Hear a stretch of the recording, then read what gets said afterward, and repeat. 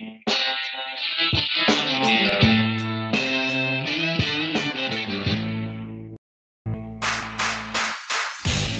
to the Nest Podcast, your home for nerd entertainment and sports talk, where your hosts, Brandon and Zach, hash out what's happening in video games and sports every week. Enjoy the show.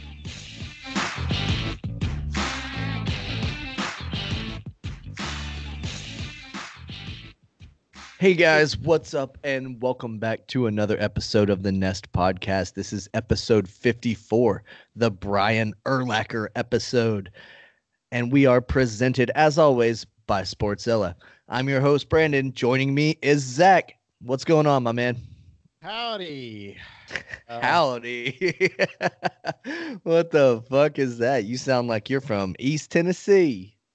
Trying to spice it up. East Tennessee, did you hear about the news coming out of Bristol, Tennessee today where Dale Earnhardt Jr.'s plane crashed? Yeah, that's pretty crazy. It happened in a little area called Hunter, which is a small community in between Elizabethton and Bristol. My sister owns land out there.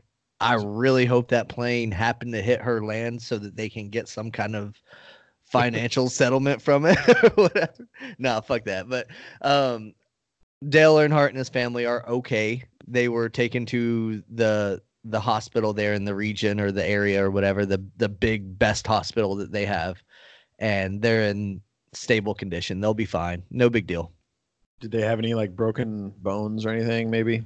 From what I'm hearing from the local news, it's just being reported as bumps and bruises, and you know.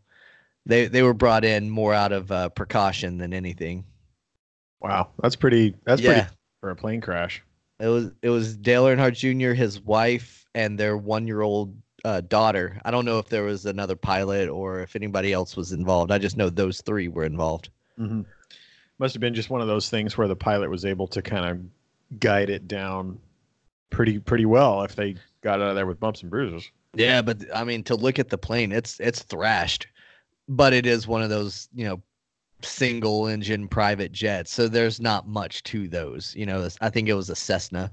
Sure. And what's so crazy about planes is those are the ones that are way more at risk of crashing than the big jumbo jets. Oh, absolutely. They're just way more fragile. Yeah, they're just way more like certain things affect them way more than the big planes, I guess. Yeah, those big motherfuckers, and plus they're up so high that there's nothing there, Yeah, you have 40,000 feet to figure it out. Right. These prop planes, they're flying so low that a flock of birds fucks their world, Yeah, sure. Crazy. But, yeah. Anyway, another quick shout out to the East Tennessee region. I want to send a big thank you to Harvey Reed for hooking me up with these Dr. Enoughs. They are delicious. Everyone knows that the Nest Podcast is unofficially sponsored by Dr. Enough. Yeah, I don't think we can say the S word with it, but we can say that we are officially fueled by Dr. Enough. Yep. So that's kind of skirting around the legalities a little bit, but I'll allow it. I'm sure if they caught wind, they'd be pretty cool with it. I don't think anyone out there is promoting Dr. Enough. No. We do have some quite a few listeners from the Tennessee area, the East Tennessee region, and all that. So they all will know and appreciate the Dr. Enough. Sure. And if anybody knows anyone at Dr. Enough that might be interested in listening to our podcast or supporting our podcast in any way, please share with them. Let them know. We are open to any and all sponsors that want to. I mean, they have had a picture of me on their website for a decade. Yeah. So there is that. Have some sort of a relationship. Yeah. Let's see. God, it's been since 2011. So almost a decade that it's been up there. Wow. That's your claim to fame, isn't it? That is, man. Put up cardboard cutouts in fucking gas stations and put up billboards all around town. It was crazy. Did they really? No. Oh, okay. No. It would have been really cool if they did, though. Wouldn't they? Who knows? Maybe they did. I don't. I don't live there. I haven't lived there in 15 years. Print that picture out on the 6-pack packaging. Yeah, around Memorial Day and Veterans Day and 4th of July. They could use it pretty much from Memorial Day to Labor Day or whatever. Just all summer long. That's their Yep. their bottling. How hard was it to get that Dr. Enough in country? Not that hard at all. Send it via mail. Those in particular were actually acquired, believe it or not, by Jared, the founder of Sportzilla. That's awesome. Yeah, him and his wife somehow had a hookup at Dr. Enough, and they send some over for me. Straight from Dr. Enough. Yeah. From I think they got the plastic bottles straight from the Dr. Enough factory, and then they boxed it up and sent it over. That's dope. Yeah, man. So Jared and I go way back, old buddies from back home. Mm-hmm. So yeah, cool stuff. Dr. Enough is delicious. Thanks again, Harvey, for sending it. Sadly, we're on like the last bottle or two. We've gone through it pretty fast. Yeah, that doesn't last long. Mm-mm. Not when there's 4 of us in the house that love it. Yep.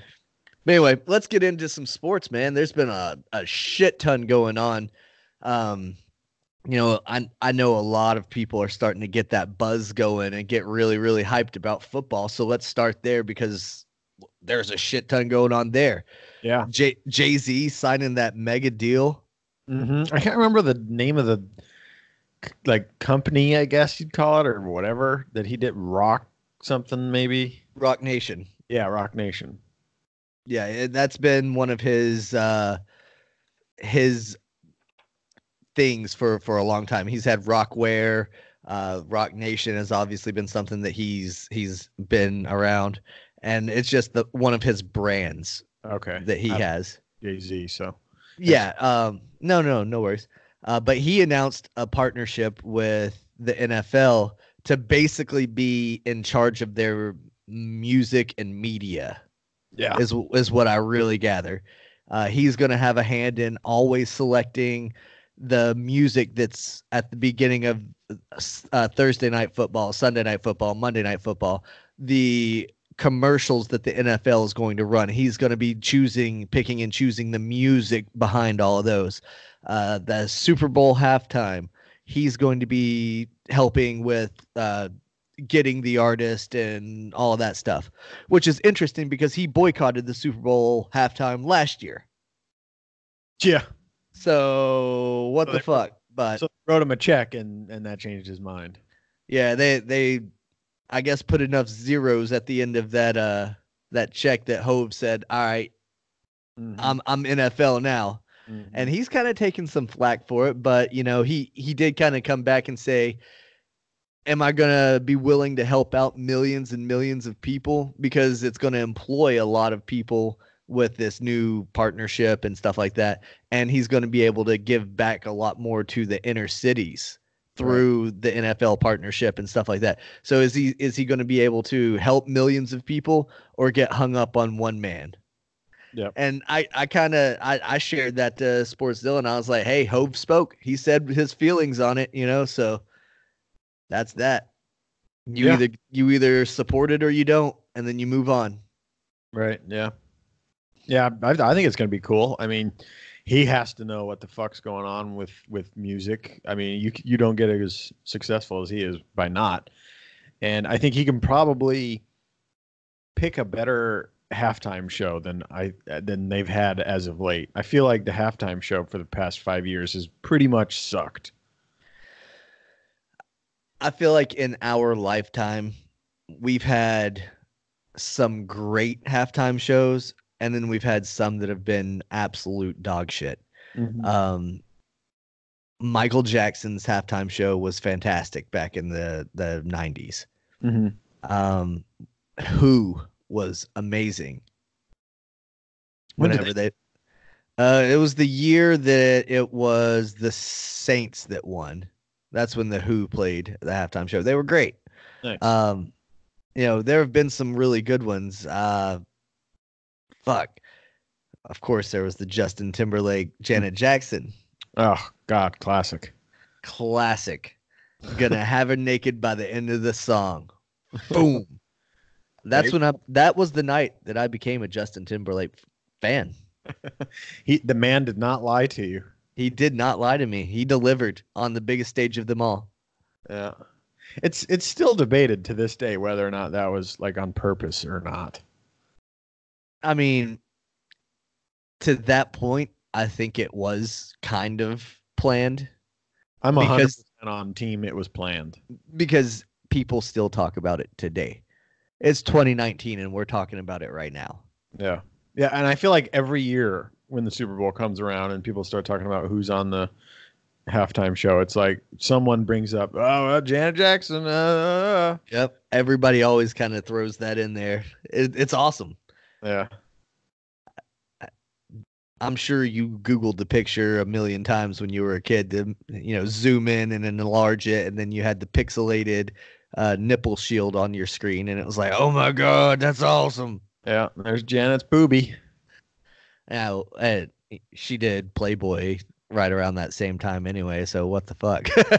Yeah. But that was back then. That was back then was like, especially on TV, like sexual stuff was definitely not as common as it is today.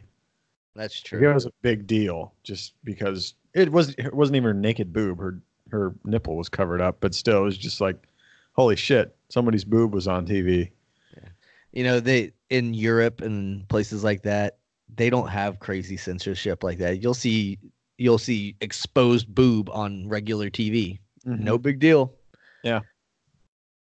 We're the only country that's really like super like skittish about things like that. It's weird.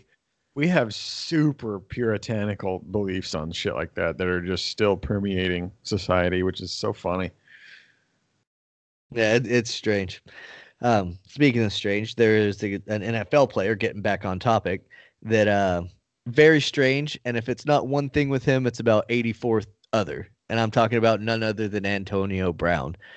This clown, he starts off the preseason by not being able to play because his feet get cryogenically burned or whatever. He got frostbite from a cryotherapy tank, whatever you want to call it.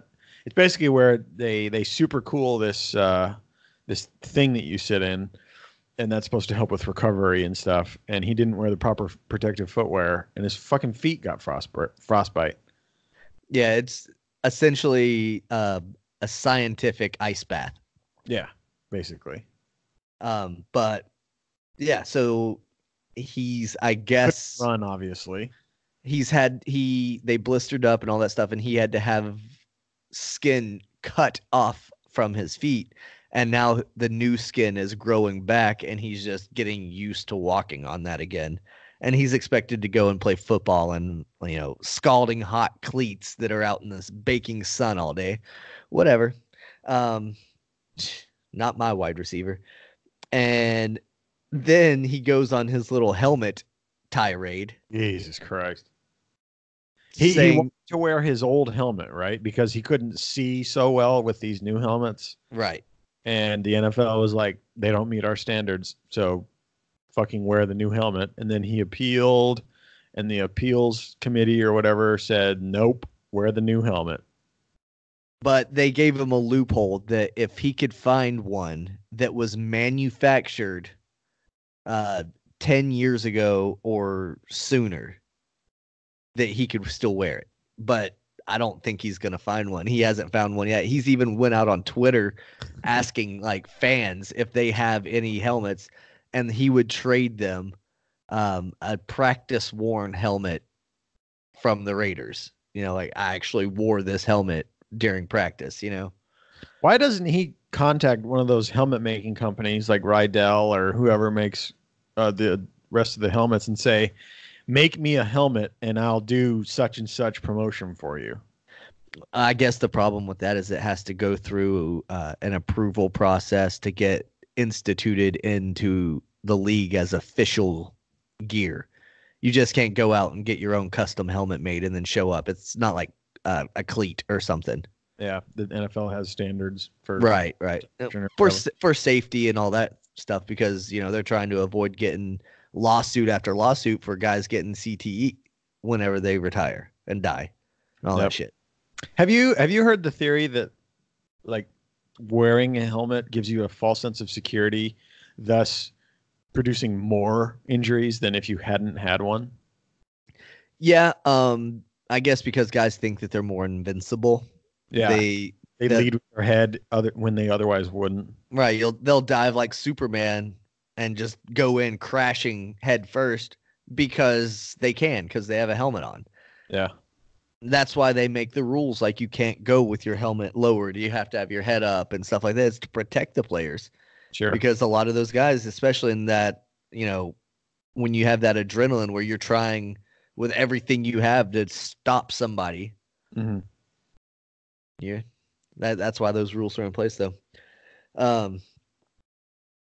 Let's see. What else is going on? It seems like there's been so much. Oh, yeah, the Cowboys. They've got a whole circus of drama, too, don't they?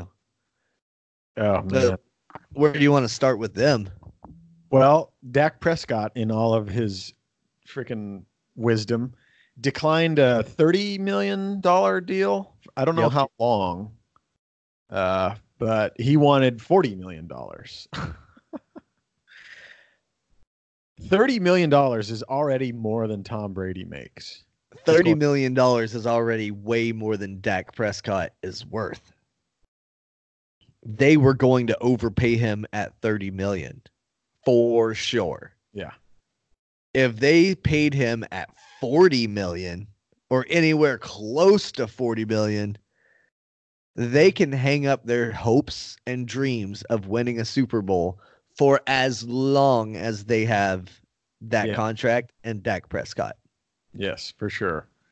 And I think Jerry Jones touched on it a little bit, and he, with not so many words, he basically said, I can't give up that much money to one player and expect to win a Super Bowl. Like, you just can't, especially a player with the level of skill that Dak has. He's not good enough to pay $40 million to.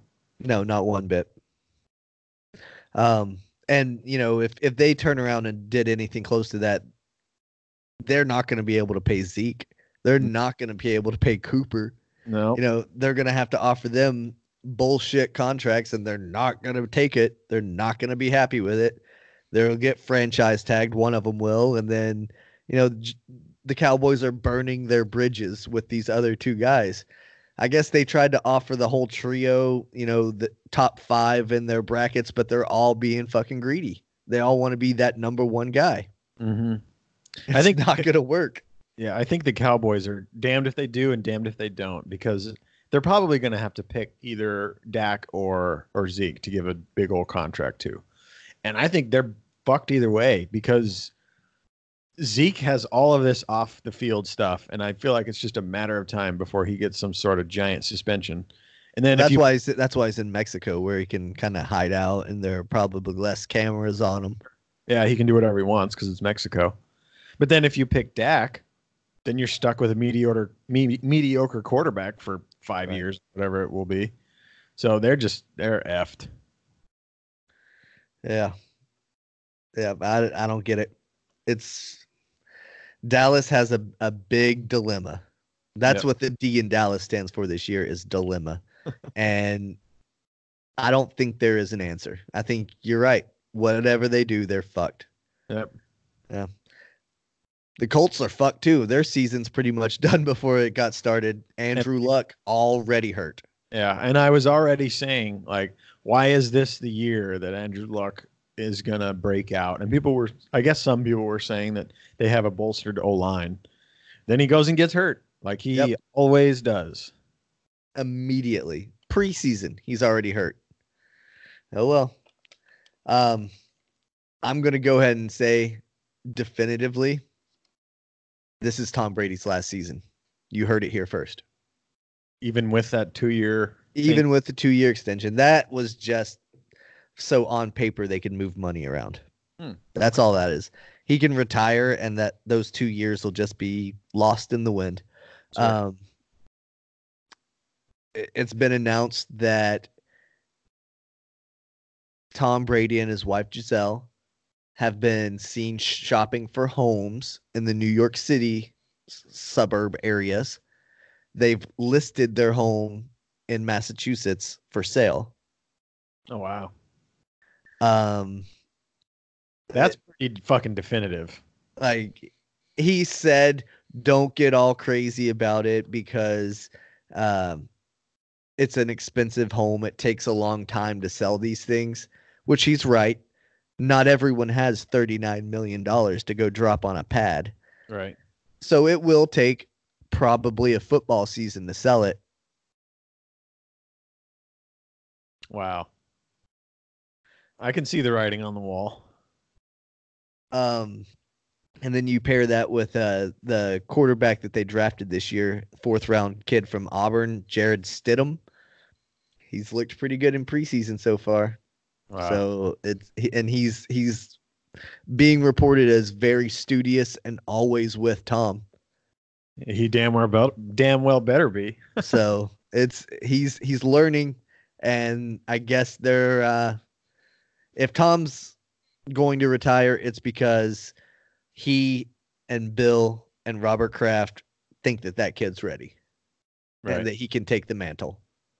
Yeah. That's all there is to that. Yep.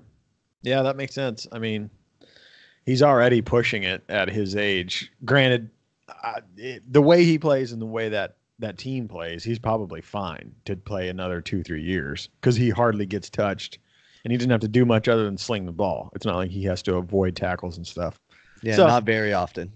He could stick around, but I don't see anything wrong with him hanging it up. He's had a fucking insane career. Yeah, it will never see a career replicated like this. Yeah. You might see a lineman or a wide receiver or somebody like that in today's day and age that happens to get more rings eventually, just because they happen to be on winning team year after year. Look at LeGarrette Blount. He won 3 Super Bowls in a row. Yep. On 2 different teams. Right. So.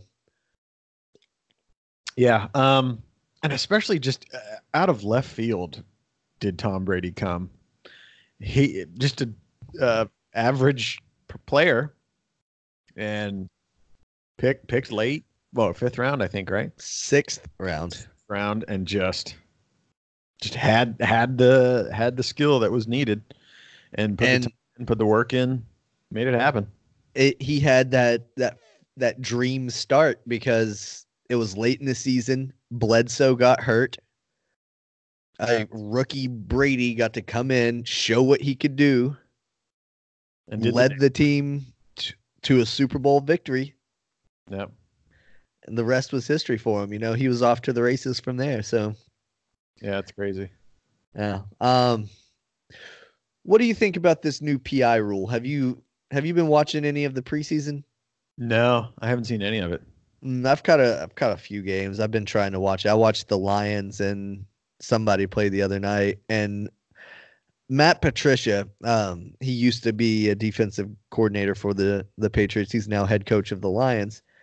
He threw his pass interference challenge flag, and it got, hey, no, that wasn't pass interference. You're dumb.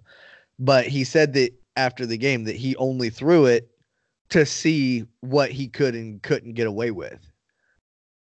I think that's happening a lot because so far there have been fucking 17 preseason games total, not counting the Thursday night games today, but 17 preseason games. And there have been 15 times that a pass interference call or non-call has been challenged. Only once has it been overturned. Wow. Talk about delaying a fucking game. An already delayed game. I mean, we all know that NFL games take forever. Right. And they blow the whistle all the time. Play stops. It kills me when people are like, I love football. Football's my shit. Baseball's too slow and boring. It's like, get the fuck out of here. You watch more commercials and more people just standing around squirting Gatorade in someone's mouth than you watch actual action on the field. Yeah, Do 100%. they not realize that? Apparently not. They think that the 5 seconds of action between each setup is enough to dictate or to say that it's more than baseball. Of a play clock in football, like the 40-second play clock, 25 seconds of it is wasted on teams huddling and regrouping and getting back to, the area where the ball's spotted and getting up on the line, looking at the defenses like that. And then they snap the ball. And then 5 seconds later, they're back to regrouping. Yep. It's so silly. Yep. And that's if, as long as a defensive back doesn't breathe on a wide receiver, and then a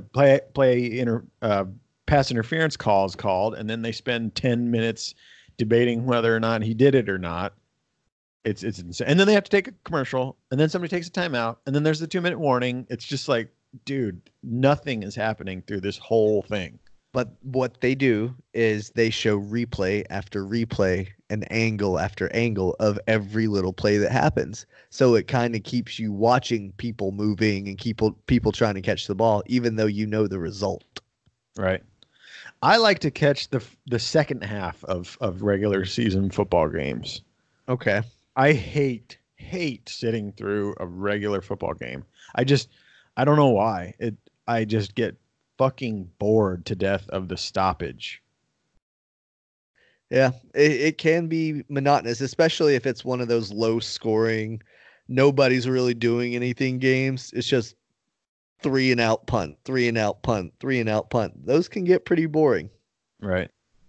But let's talk about something good, something happy. Let's talk about the Cleveland fucking Browns. Did you hear about the instant Hallmark movie story that came out of Browns camp? Yeah. I can't remember his name, but that is a fucking cool story. Giuseppe or something like that is his last name. Mm-hmm. But what was it? He was homeless. Yes. Was sleeping on the grounds outside of the Browns training facility in Miami, Florida. Yep. Conned his way past a guard to get to talk to a team, I guess, official. Talked that guy into letting him try out to just run a 40 time. That's all he wanted to do, is just run a 40.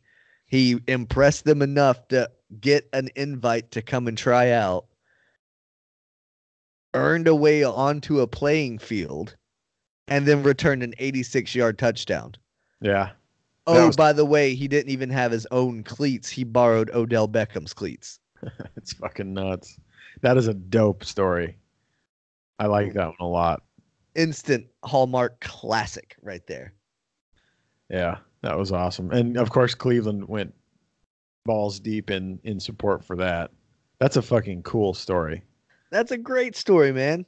And we talked last week how Baker was, chugging the beers, and he's a Cleveland guy. This is a Cleveland guy too. Yep. He scratches and claws and does what he can to survive. Yep. I feel like that describes the city of Cleveland in a nutshell. Yeah, that's definitely something that like the average man can get behind, Mm-hmm. I think it's hard for your everyday blue collar guy to get behind someone like LeBron or someone that's has it made already. But for this guy to just fucking walk on to a NFL team and then make something happen, like he didn't just peter out. He fucking made a touchdown, whether it was preseason or not. That's still really cool. Yeah, it would be cool if he ends up making the roster, or even if he's just on the practice squad or whatever. If he gets a chance at all to play in a real NFL game, that'd be awesome. Yeah. I think the Browns should keep him on as a punt returner. Yeah, he's got that kind of speed and elusiveness. He might not be a receiver or cornerback size, but by God, he might end up being the next Deion Sanders if you give him a fucking chance. Right. You know, Dion was kind of small, but he was just a beast when it came to ball hawking. Yep. He could intercept the shit out of people. He had hands for days. But oh god, he was fast. Speaking of returners, do you remember Devin Hester? Yeah, That kid he. can fucking return a ball. Yep. I mean, maybe this kid, this Giuseppe, what we'll learn his name, I'm sure. But if he can be anything like a Devin Hester, fuck, Hester made a career out of it. Sure did. He was nothing as a receiver, but goddamn, could he return a football kick? Yep, that's it. Want to talk some baseball? I love talking baseball. Yeah, yeah. How are the Cards doing? Back to first place. You guys are up and down, up and down. You're the yo-yo of the National League Central. Yeah, the NL Central is insane right now. Played the Royals, little 2-game series. They suck, so we swept them. For I believe both games were a shutout. Maybe Nice. the first one, but anyway, yeah, it was a good little series. I don't want to get too excited because, like I've said before, they can smash the shitty teams, but they get crushed by anyone meaningful. Well, but at least you're close enough to really get a whiff of October. Yeah. Right now, I think the Red Sox are something like 17 or 18 games out of first place in the AL East. They're like 8.5 games out of the second wild card spot. It's fucking brutal. Right. Rumor mill is swirling that they're going to be entertaining offers for Mookie Betts in the offseason. He's still got a year left of arbitration, so he'll get paid about $25 million next year. They're entertaining trade ideas, I guess. So, yeah, it'll be interesting. If they trade Mookie, that pretty much guarantees that they're going to try to re-up on JD. Yep. And that try to rework that guy's contract, which is what I've been saying all along anyway. So I kind of hate to sell on Mookie, but at the same time, if the Red Sox are able to get something back for him, it's better than just letting him walk in free agency and getting nothing in return. Yeah, for sure. He can be a big ticket item for some team that needs him. Right. But obviously, if JD decides to opt out at the end of this year, which he can do, if he decides to opt out and become a free agent, then I better see number 50 in right field with a brand new contract. Right. You can't lose both of those motherfuckers. Yeah, that would be pretty devastating. We had a good series against Cleveland, though. 2 out of 3. That's good. Yeah, they're a good team. Yeah. 2 out of 3. The two that the Red Sox won was against Clevenger and Bieber. Nice. Yeah, that's their two hottest guys right now in starting pitching. Yeah. I mean, Bieber only gave up 2 and went 7. So the bullpen kind of got tackled a little bit in that game, but I still got both of them. So, yep, that's all that counts. That's cool. A couple significant milestones that occurred during that time. The biggest, of course, was Chris Sale. Yep. In the, I believe, 3rd inning of the game, he recorded his 5th strikeout of the game, and it was his 2000th strikeout of his career. Yep. He became the fastest pitcher in Major League history to hit the 2000 mark. And I thought, wow, that's cool.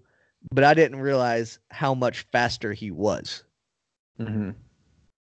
It took him 145 1/3 less innings than who was previously first. And that was Pedro Martinez. Oh, wow. And we all know fucking stud he was. 145. That's crazy. That's several games. I don't have a calculator in front of me, but whatever 145 divided by 9 is, sure, that'll tell you how many games it is. Yeah, that's a lot of games. That less is a ton, and that's complete games that he would have pitched Like Right. he doesn't pitch 9 innings every game, but that's insane. It just to give you an idea, Sale, it took him 1,626 innings. Pedro 1,771 and a third. Mm-hmm. And then there's, more people after that. And in order, the top five now: Sale, Pedro, Scherzer, Kershaw, Johnson. Jesus. That's a who's who Yeah. of pitchers. That's crazy. I have a theory on that, on why he was able to do it so quickly. Why is that? I think it's just because the way the game is played today, the Okay. way batters swing. Like we've said before, people don't hit for contact, even if they're down 0-2. They still swing for the fences. And we've seen not only are home runs at an all-time high, but so are strikeouts. People are striking out, and they don't really care. So I think that definitely has something to do with it. I'd like to see, and of course you couldn't do this, but I wonder how those other pitchers would do, especially the older ones, how they would do in today's game versus that type of hitter. You know what I mean? You're absolutely right. And that's spot on. To your point, 3 of those top 5 are still currently playing. Yeah. Scherzer, Kershaw, and Sale. Yep. And Sale is, let's see, 7 years into his big league career, 7-8 years. Scherzer is about 10, and Kershaw's around 10 or 11. So there you go. Yeah. Of course, But they all of these guys now have over 2,000, and they're working on closing in on 3,000. Yeah. Yeah. Nonetheless, it's an insane feat to do it as quickly as he did. Absolutely. I think Kershaw and Scherzer did it within like weeks or days of each other. Oh, wow. That's funny. Yeah, I think I remember seeing something about that back in the day. Anyway, whatever. You hear about the announcement that they're gonna bring back the Field of Dreams? Yeah, I saw that. The Yankees and Sox? White Sox. Yeah. I was right on the Sox, but of the white variety. Yeah. They're going to play in Iowa, too. That's awesome, man. I think that's so cool. Yeah, what a cool idea. I like that Major League Baseball is doing these fun things to get people kind of back interested in baseball. Like the Field of Dreams, that's so gimmicky, but it's so cool. So many people are interested in it. Going to London, that's pretty cool. Yeah. I think they need to start going down to like hosting a major league game in Puerto Rico, in the Dominican Republic. Yeah, they definitely should. In a lot of these Latin American countries that produce some of these outstanding baseball players, go and host baseball games in those stadiums. Puerto Rico hosted the World Baseball Classic last year. They have baseball stadiums that are legit as fuck. Yeah, they love baseball. I'm sure they would be thrilled to go see an Indians and a Tigers game. Yep. Francisco Lindor is an icon in Puerto Rico. Yeah. Yeah, no kidding. That would be so cool. They went to Mexico this year, and as far as I know, it was a success. Success. Yeah. Everywhere they go, it's a success. Yep. I mean, the world really does love baseball. Yeah, it's just certain places don't necessarily know about it as much as we do, and I think we definitely take it for granted just because it's been around for fucking 150 years, and right. People grow up knowing what it is, and there's other shit that's more exciting if you ask certain people. But yeah, the sport of baseball is like it's on the way to being the next big thing, I think, and I think it's more accessible than other sports. Japan has really taken off with it. They fucking love it there. Jared has shown pictures of games in South Korea, and people are losing their fucking minds at it. Yeah, baseball is getting to be like soccer in that regard, where it's huge all over the world. Mm-hmm. But in the United States, we take it for granted. Same exact way that they treat soccer, that we treat soccer. Yep. And So the more they show it to Europeans, I think they'll start catching on too, just much like Asian countries.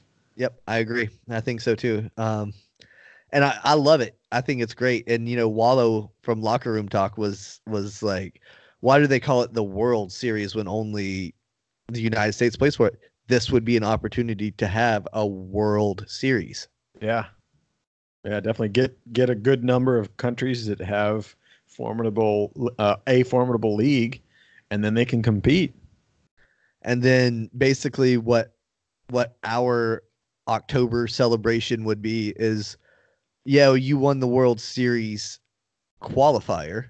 Now you get to go play in the World Series. Yeah. Yeah, that'd be awesome. That would be badass. And then it takes the champions from each league from around the world. Dude, Right. that would be so sweet. Yep. Or Dude, they need could, to start paying us for these ideas. yeah. I mean, they steal all of them. No shit. They could also incorporate it into the Summer Olympics. Yeah. Yeah, I mean, they sure could. World Series style tournament in the Olympics. I mean, and that's essentially what the World Baseball Classic is. It's its own standalone tournament that happens every 4 years. Mm-hmm. So that's basically the Olympics. It's just not on Olympic years. Right. Yeah, not under the Olympic banner or whatever. It's its own. Right. Which, I mean, maybe the World Baseball Classic will become that thing to where it's like, okay, because now, the USA won the last one and it was so well received and so celebrated that now more of the stars are wanting to get involved. I've been seeing big names saying like, yeah, I want to play on it the next time it comes around. Oh, So, I mean, we might be fielding a dream team next year. Oh man. Do we have a number of players that we could pick from? Jesus Christ. Right. And I think that's in part why some of these other countries, Japan has won the World Baseball Classic twice. But I think it's because we've never really fielded a team of superstars. Because up until last year, Major League Baseball wasn't really keen on it. Right. Owners didn't want their players missing out on a little bit of spring training to go play baseball in other countries. Yeah. Same as the NHL. Players this year couldn't play in, I can't remember what it's called, but it's like it's that, but for hockey. Mm-hmm. Players couldn't go to their respective home countries and play because the NHL decided that they don't want to have their players get injured for something other than an NHL game. Right. So that whole organization and that whole tournament just turned to shit because no professional player could play. And of course, those are all the best players. Yeah, that sucks. Fortunately, Major League Baseball is getting behind it, and they're encouraging players to participate. And I love it. I can't wait for the next one. I think it's 2021 is the next World Baseball Classic. And if I'm not mistaken, we can fact check or look it up later or whatever, or if you've got an open screen to do so. I think the United States is hosting it in 2021. That'd be cool. And if so, then they would be playing at several of the major league stadiums, probably Dodger Stadium, probably Fenway, Yankee Stadium, Wrigley. Some of the iconic ballparks is where we would host the World Baseball Classic.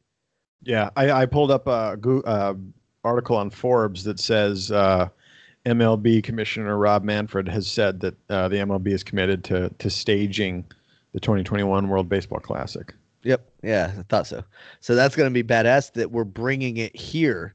Hopefully it can encourage more people to go out and see some of these great players from around the world. Like Xander Bogaerts, he's from Aruba. Oh, really? Yeah, he doesn't play on the United States team. He played last time on the Dutch team from the Netherlands. How did he pull that off? Because the Netherlands formerly owned the island of Aruba. That makes sense. And he has dual citizenship. Nice. So he went and played for them. Crazy, right? But That's really cool. But like that's true for a lot of MLB. Like we just said, a ton of MLB players are not from America. And so they would go home and potentially give their home country a chance to win. I mean, think of Puerto Rico and the Dominican Republic. They would have a stacked national team.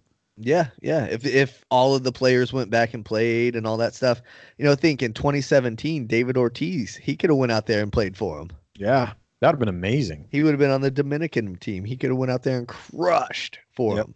Yeah, that would have been amazing. But in 2021, Shohei Ohtani could go play for Japan. Yeah, for sure. That adds instant legitimacy to them. Yep. And of course, I think what's his name, Ryu from the Dodgers is yes. Korean, so he could be a stud pitcher for Korea. Yeah, there are a lot of talented players. Tanaka for the Yankees. Yeah, a lot of talented players in the major leagues that are from other countries. And just adding that flavor all throughout, the World Baseball Classic makes it so exciting. Yeah, that would be awesome. And I can't wait. World. Yeah, I can't wait. It's 2021, so it's a few years away, but god dang. Yeah, for sure. It's gonna be great. I mentioned Xander briefly. He just hit a milestone too. He hit his 100th home run the other night. Jesus for his career. Yeah, that's awesome. So good for him.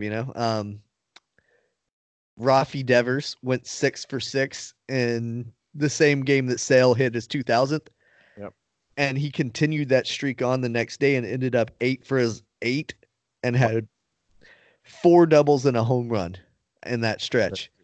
And you have to go all the way back to like 1940 something to find another player that's done that. Yeah. I thought I heard an article that said he's the first player or the first position player in his position to do that in the live ball era. Okay, so as a third baseman, but I think overall you have to go back to like the 1940s to a guy that did that. Yeah. And you have to go back something like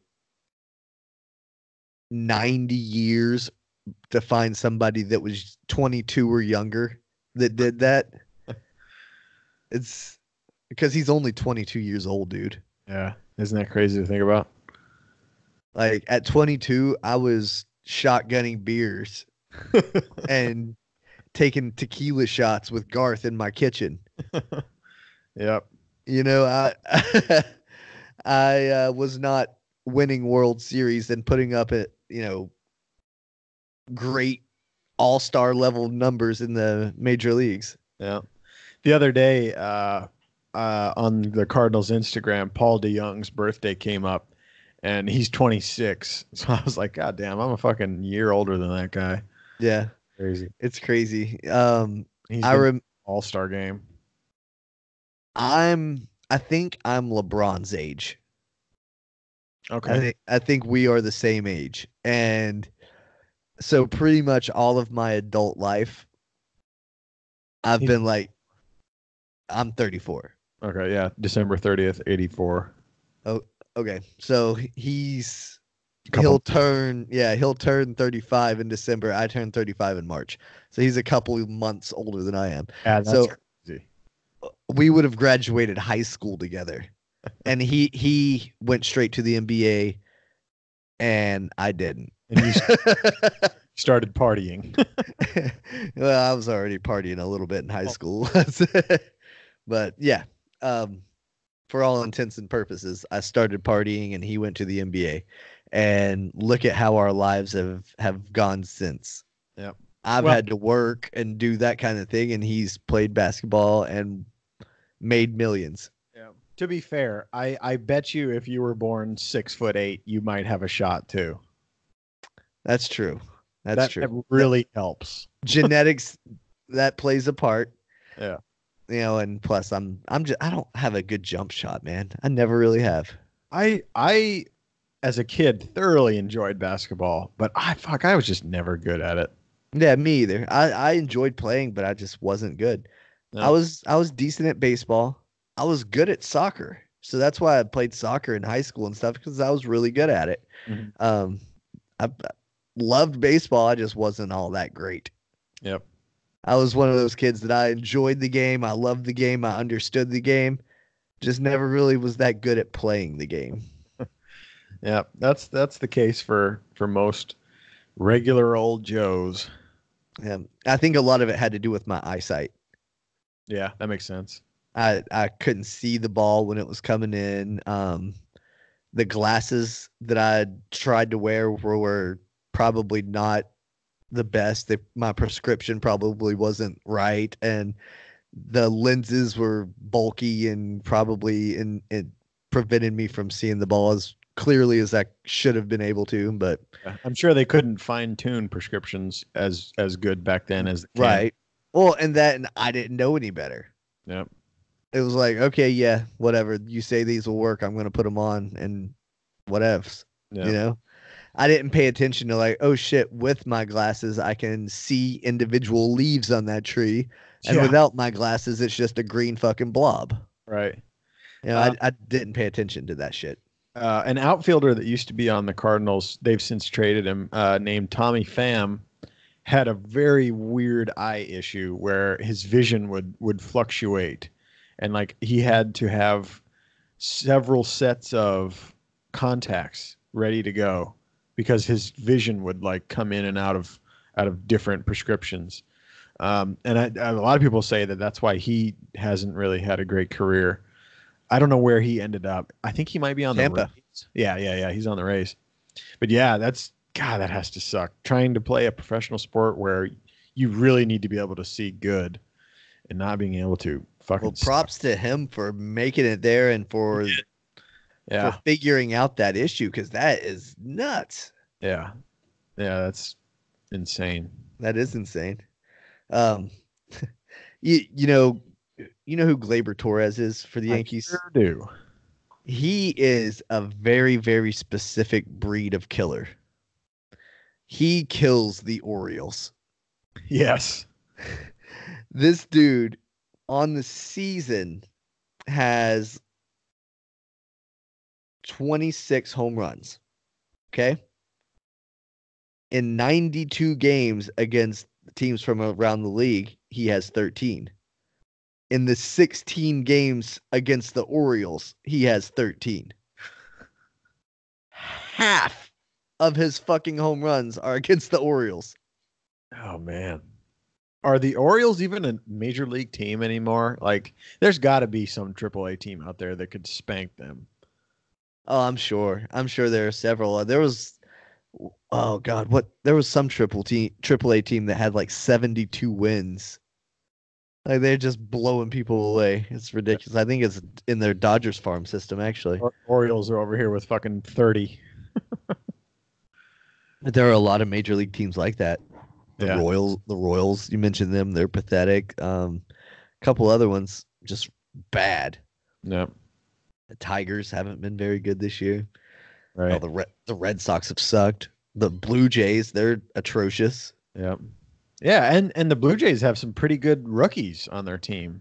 Yeah, but that's all they have now. They sold off everybody they had at the trade deadline. Sure. Yeah. They got rid of Pilar earlier in the season.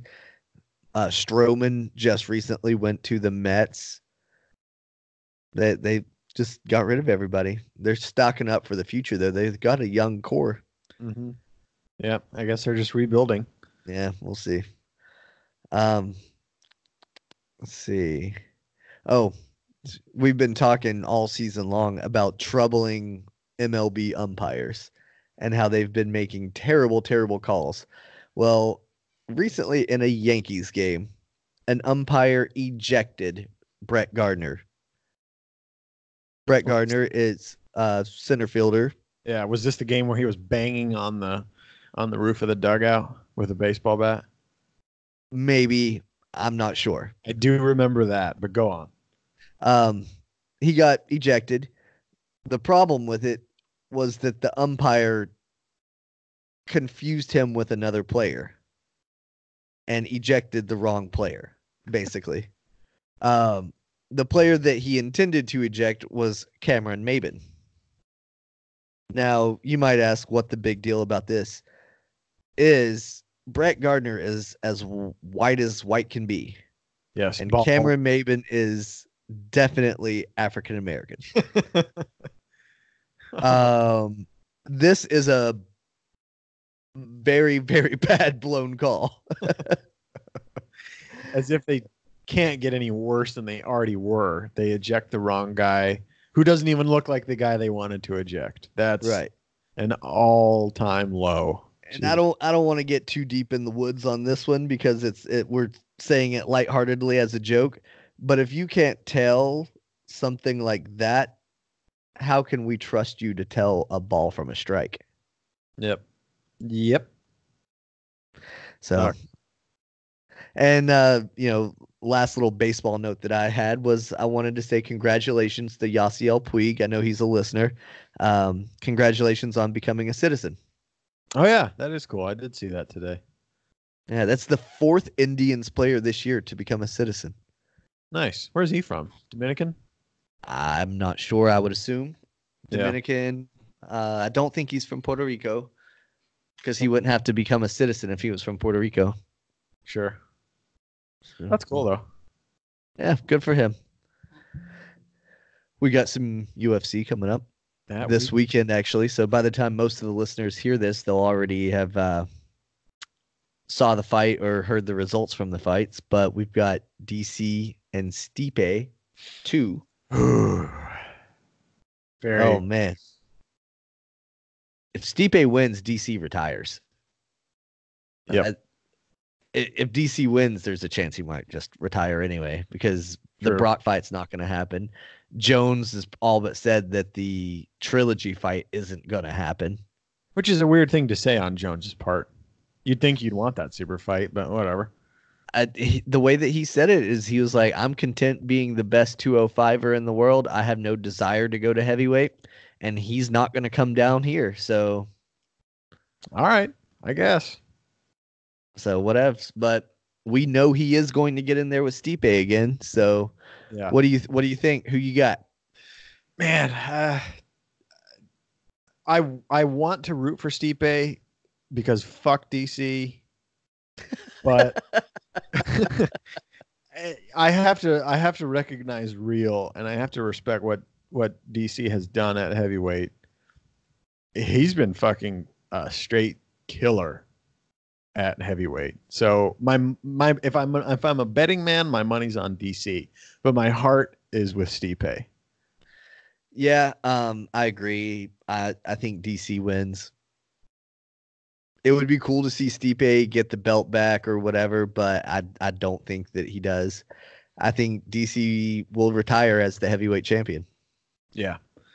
I don't know how much Stipe has been doing to try to figure out DC, but he's had a lot of time off. I know that he's a firefighter when he's not fighting, so it's not like he just spends his whole day training. So I don't know. I don't know what he has that could beat DC. Maybe he does. I mean, if there's not a fire, what else is he doing? Yeah, I guess they have weight rooms and fire stations. He probably has his own like grappling area somewhere in a firehouse. Yeah, that is true. You know, maybe that's just a badass group of grappling firemen and they could beat the fuck out of anybody. Imagine that fireman versus policeman's competition or whatever. Yep, that's funny. But yeah, I imagine it'll be a good fight nonetheless. Yeah, no, I hope so. I hope it's a good fight. I do think DC wins though. Yeah, I do too. Nate Diaz made his return, and boy was it lit. But yeah, pun intended, big time, because that dude just sparked up a blunt when he was walking in. He did his open workouts, and that's when he sparked that up. Okay. Now to clarify just a little bit, Ariel Helwani had tweeted something that said that Nate said that it was just CBD. Now take that for what it's worth, but yeah. I mean, I'd say that too. This is also coming from the guy that, when asked what he was going to do with his fight purse, said, "I'm going to go buy a big bag of weed." Yep. But it's CBD. I actually know. I think he does have some sort of business interest that's in CBD or whatever. Yeah, I remember after a fight, he was shown hitting a vape pen, and everyone thought that it was weed, and he just said, "No, this is just CBD." Now, the reason I have skeptical snake eyes is because he did a traditional joint or blunt or whatever it was, and I would assume the easier and better way to deliver CBD would be in some sort of oil form, in some kind of vape pen, but I could be wrong. I don't know of many people that just smoke CBD weed, like loose weed. You know what I mean? I don't think that's the desired method for CBD. I'm not sure either. That sounds like it would be a good question for our good friend Aaron at Old Appalachian Hemp. Oh man, we haven't heard about him in forever. We should have him back on and maybe school us up on some of this. Mm-hmm. And what's crazy is I feel like since we've had him on, and I don't know if this is because of us or not, but the CBD industry has just exploded. It really has. I see it driving down the main stretch here before I get on the interstate. I see probably 8 to 10 stores that say CBD here. Yep. We sell CBD. Yep. Same here. I see a lot of the like vape shops have started selling CBD, and just your run of the mill gas stations now carry CBD stuff. Wow, really? Yeah. That's nuts. Yeah, it's crazy. When we were driving to New Mexico a couple months ago, driving through Texas, and we all know what Texas is like, we saw CBD stuff there. Really? Wow. Yeah. Apparently in California now you can see billboards for actual marijuana companies and and stuff like that, which I mean they've had medical marijuana there for a decade now. Yeah. But now they have fully recreational. So yeah, that makes total sense. Yeah, full on advertisements on billboards and shit though. That's wild. While we're on the CBD topic, have you seen that the UFC has partnered with a Canadian CBD? Maybe it's just cannabis, but marijuana company called Aurora Cannabis. No, I haven't heard that. They want to somehow study the effects of CBD on fighters. I don't know the details of the deal. I didn't really read into it, but Rogan mentioned it, and then I looked into it a little bit, and yeah, they've partnered somehow with a cannabis company to see what CBD does and what it's like, and they might say, hey, 100%. I think it already is basically legal, but maybe they'll start endorsing this company, or it might be one of the sponsors, and they'll start throwing it on the mat. That's crazy. Yeah, that's pretty neat. I bet Diaz will be their poster child. Oh yeah, 100%. He better be. If anybody else is the golden boy of that promotion, then they fucked up. Because he's the token stoner of the UFC for sure. No doubt. Your girl Kat's gone though. I know. Yeah. Did they cut her, or did her contract just end? I read that she said that it was a mutual decision and that she's going to focus on her family and a personal project. I mean, I can understand that, especially at her age. She's a veteran for sure. Mm-hmm. She was old school, basically.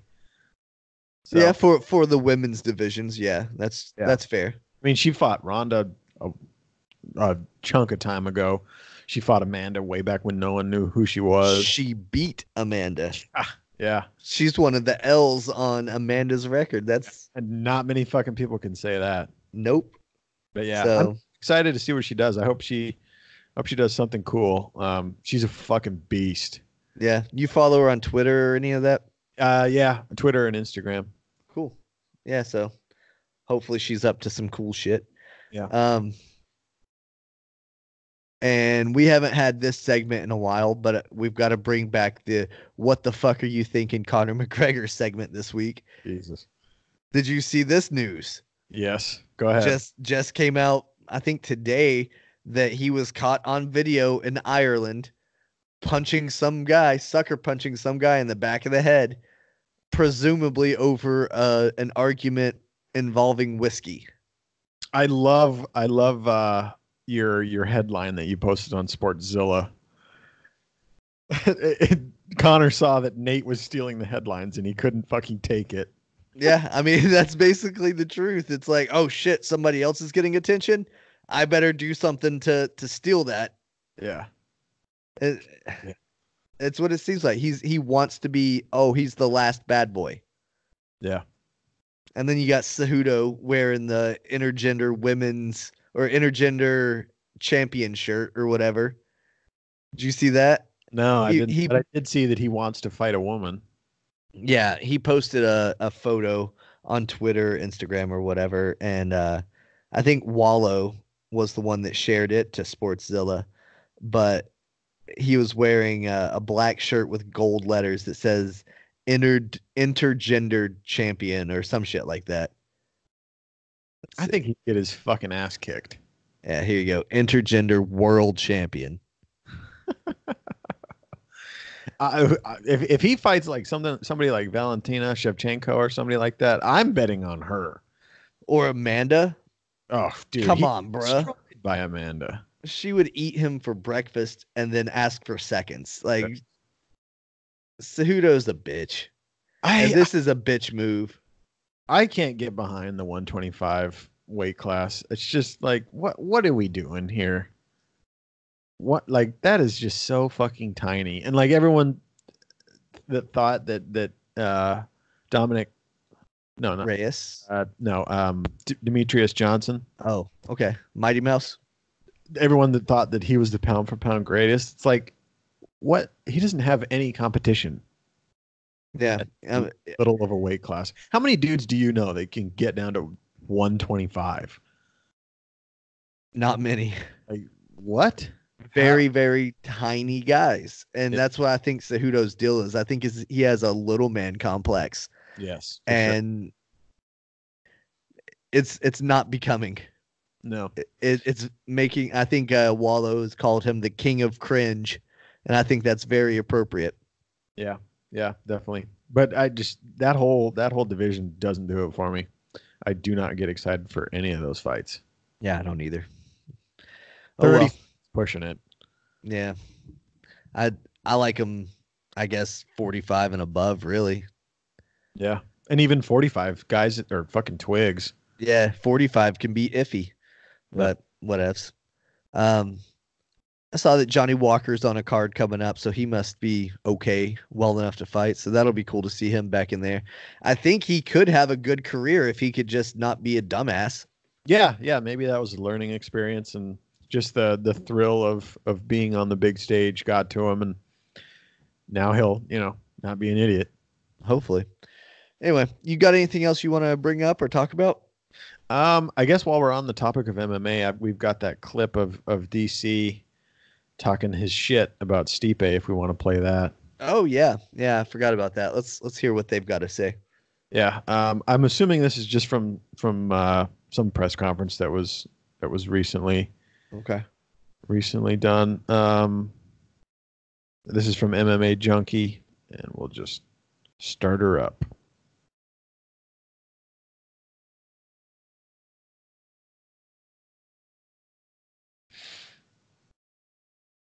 Maybe.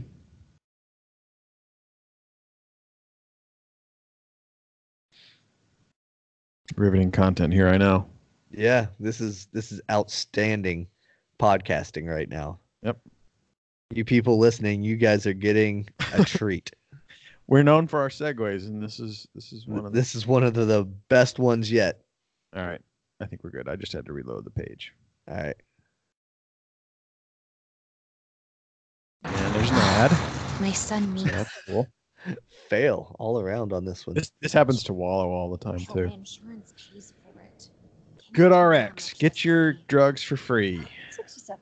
or cheap or whatever it is. Sorry. Wait, have you heard about Good RX? Good RX finds free Skip ad. coupons to help you save up to 80. Yay! I can give two shits about his feelings. I was watching something called Destin today, and it said, he said, I get so upset thinking about it. You know, it just pisses me off. And then I think his wife said something to the effect of, when people talk trash, it just makes it worse for them. Well, good thing about our job is we get to punch each other in the face. So I'm going to keep talking, and it's his job to shut me up. I had no feelings towards it. I don't know. He needs to get out of high school and turn the page, honestly. I don't know what his deal is, but my feelings, I want a rematch. The dude literally cried on national TV, but whatever. Do you understand where he's coming from at all? No, I have no idea. I really don't know I don't think he's trying to build himself up to get pissed off at me and make me feel like I'm someone I'm not, but whatever. I asked him the same question. Are you surprised at how much he's changed since that fight? Because before that, you were pretty cordial. I mean, that's what it is, man. I mean, listen, we're here to fight. We're not here to make friends. So I guess DC is trying to stir some shit up. I guess. I don't know. I mean, the name of the game in the UFC now is to talk shit and get pay-per-view buys. Yep. DC knows that he only has a few more fights left. If more than just this one, he's probably just trying to sell a fight. Yeah. Yeah, I definitely can see that. If this is his last fight, he definitely wants it to be a big one. So, I mean, I don't think he disrespects Stipe. I think he's just doing, what he needs to do to sell the fight. And he's like, well, I'll talk shit. It'll get people interested. What else? Maybe it will. Maybe it'll spark something in Stipe, though. Yeah, he seems unfazed with the whole deal. I mean, there's some guys you can and some guys you can't talk shit to. Right. I think Ben Askren learned that Masvidal is not someone to talk shit to. Jeez. He takes it serious. Yep. And I mean, if you remember, the biggest of the biggest fights in recent history have been fueled by shit talking. I mean, the Mayweather McGregor thing, that was just a shit talking fest up until the fight. So, like you said, that's the name of the game these days, is to shit talk and build it up. One of the guys on Sportszilla commented and said that the pre and post Conor McGregor UFC are completely different. And that's true. That's true. I couldn't agree more. I think there was definitely rivalries that people talk shit to each other. Tito and Chuck, yeah, they didn't like each other. Of course. And of course, DC and John were around before Conor. But other than like specific rivalries, your average UFC fighters didn't just talk shit for no reason. Right. They went in, they shook hands, they went about their business, they shook hands and left. Yep. It was just a payday, and that's all. No big deal. Yep. Hey, we got any voicemails or anything? We sure do. We Kick have that shit. One voicemail that we'll take a listen to here. Yo, y'all need to check out The Family on Netflix. That shit straight up scared the living daylights out of me. Not the kind of daylights where it's like,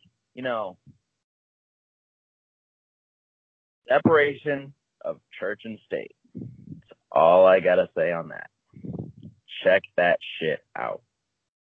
All righty. All right. So there's a show recommendation. It sounded like that was Jerome. I so 619 area codes. That's the only dude I know in San Diego. Yeah. It sounds like a pretty spaced out Jerome.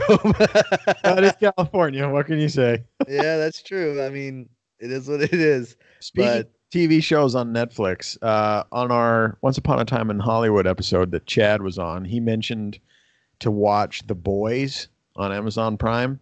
Mm-hmm. I've done so, and it's fucking great. Really? Okay. I recommend it. Cool. I'll give it a shot. It's a very unique twist on superheroes.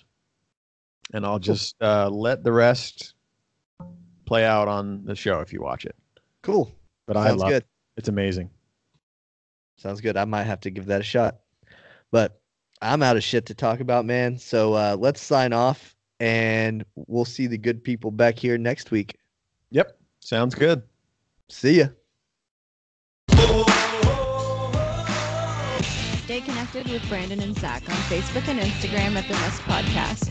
And tune in next week for a brand new episode. And thanks for listening.